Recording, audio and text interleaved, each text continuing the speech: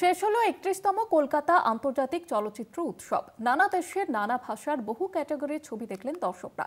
তবে তার মধ্যে নজর কেড়েছে একটি বিশেষ category, beyond border displacement and migration. আর এই ক্যাটাগরিতেই দর্শকের উচ্ছ্বসিত প্রতিক্রিয়ার উজ্জ্বল হয়ে থাকলো একটি ছবি, the voice of Hind Rajab.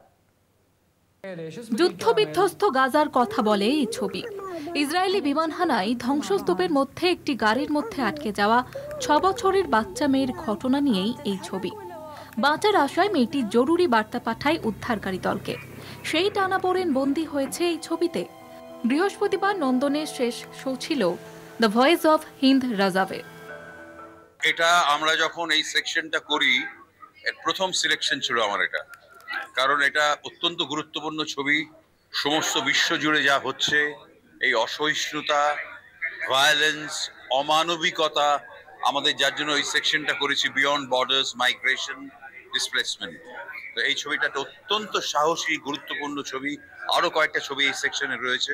ছবিগুলো দেখে মানুষ একটু মানবিক হোক, একটু বোঝার চেষ্টা করুক সারা পৃথিবীতে কি হচ্ছে, এবং শুধুমাত্র মেটেরিয়ালিস্টিক আনন্দে নিজেদের গা না ভাসিয়ে দিয়ে একটু সমাজ সচেতন হোক।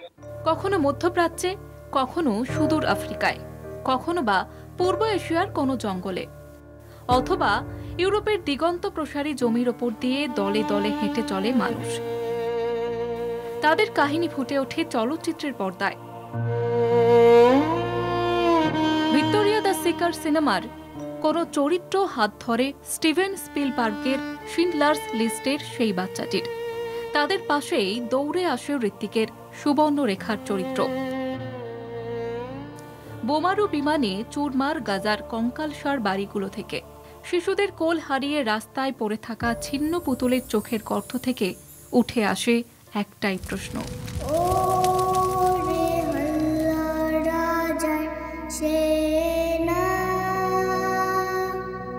তোরা যুদ্ধ করে করবি কি তা বল,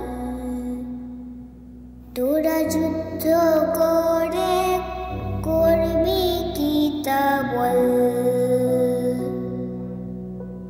কলকাতা টিভি।